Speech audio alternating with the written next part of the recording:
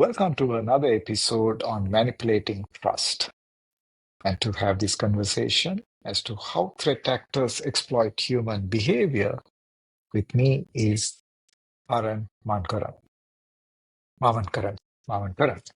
Uh, and also, he's here to talk about how should one develop personal defense strategies to overcome manipulation of trust by threat actors.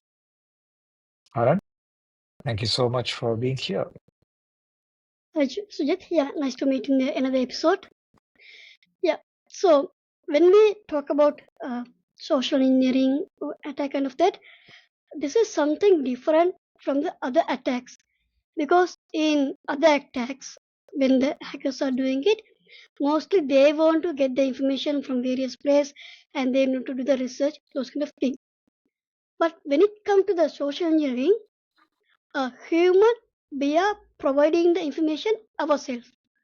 For example, if you take the Facebook, it's very famous. Why? Because everyone want to know about others' life, and they are putting their information themselves because Facebook not come to you and threatening get any information. They are willingly sharing some information about our life. So these are the goal mine for the hackers. Without we think, okay, friends maybe need to know about it, others want to know about it. I want to share my joy with them.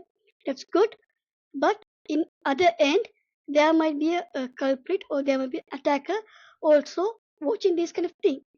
This is might be against you. For example, you having a bank account and you will have a password reset questions. Maybe one question might be asked like which school you went. Most of the people update their place in their social medias, and maybe their second question might be like okay, what is your birthplace? People think okay, no one going to be know about it, so they put it. But in ourselves, we go to the birthplace and taking the selfie and putting the status. I back to my hometown after 15 years, something like that. Because we might forget it, but we are giving the information for them. Maybe my mother not in the Facebook, but for the birthday, I am putting her name and putting the mother's middle name, which is one of the password reset question. So without our knowledge, we are sharing this information. So first thing, we need to reduce what we need to share on a social media because there are plenty of tools. So there are recently I came up one of the tool called Sherlock Eye. When you put your email address, that will be give a profile about you. Where are the other profile you having it, and your breach password. So when I come to the password, normally a human, a general human, not IT professionals, general professionals, mostly they are using like a 5 to 6 password. The same password, yeah, utilizing for everything. Like a social media, yes, one, like a banks, they are using another one, um, office, they are using one, kind of that. So if it get compromised and if your social media profile, the attackers can able to create some of the password kind of the file, they can able to compromise you. And other one in the office culture, I see this out of office. Some people put in the out of office message, include the external. If you want to talk with the project A, call to this person. Project B to this person. So when the attacker sees something like that, they will call to the person and mention, I called to this person. He gave you a number to discuss with this. Since they call from and mentioning this project name and everything, they think okay, this is a legitimate one. They are sharing information. And with the fake and AI, we can able to create a video and we can call the Teams call and get this information thing. So the what I trying to telling the information what we think not useful for us might be useful for someone else. So we need to be very careful about this digital footprint because when we put it one, we can take it back because that we get backup and stay somewhere in a corner in the internet and that will be come in the right time to the hacker. So anything. So my advice is use kind of the different password rather than the password. Use kind of the password phases where you can able to do it, and you can use the multi-factor authentication as well. One terms we mentioned, don't give the OTP anything because scammers. But there's a new trend. There are tool like a Avalanche Next kind of tool. So what attackers doing it? They are not asking a password or anything. They will send a mail and they will give you a OTP. Just enter this in that particular OTP place, which is we call device code phishing. So when it fall in the victim, then the victim access I will be get it. So if you are using a MFA or whatever things will get failed. So not only share the OTP, don't put the OTP if you got it anything something like that. So very vigilant on this how you are working on it. And the other thing, uh, yeah, proud to wear the office ID card in everywhere in the office. But some people using that going the buses or in some other places like that. So if you can see there are small device called Flipper Zero, you can just keep in your hand. So with device within a few seconds, I can able to clone your ID card or your bank or anything. I can utilize as a trespass. Maybe I come to your office, I get the guest pass. Since I have your ID, I can operate other doors with your ID permission where you are unaware about it.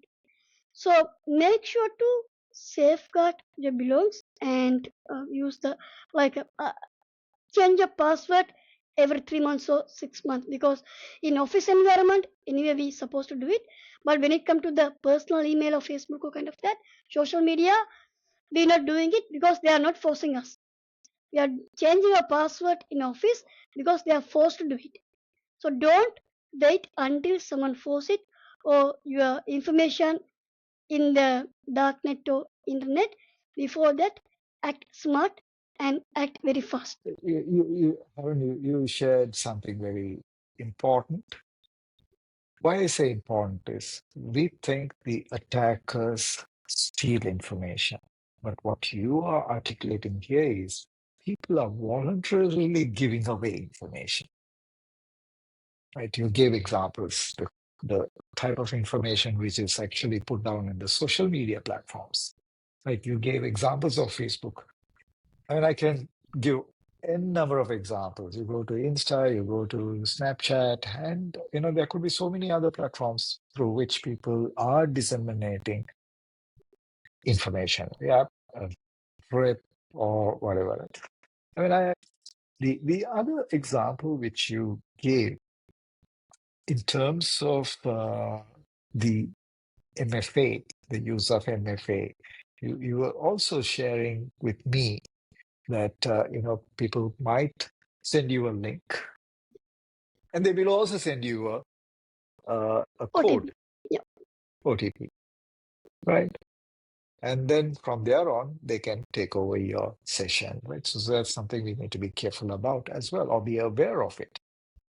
And last but not the least, the gadget which you showed to duplicate your ID cards, your access cards. I mean, especially when you're talking about the access cards, that's pretty scary, right? Now, how much time does it take for somebody to, clone a card?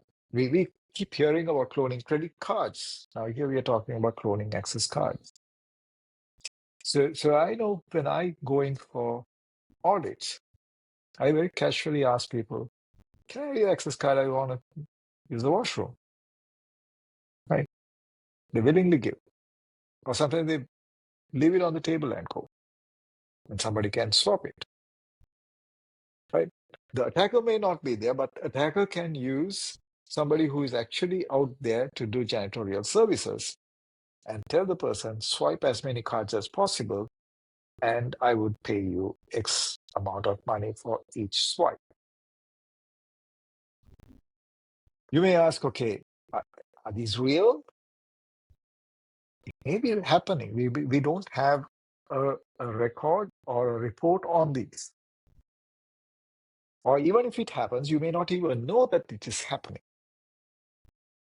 Especially if it is a high sensitive zone or area, you may want to look at multi-factor authentication for your identities or the users. Not just a swipe and access, maybe swipe, facial recognition, swipe, or PIN.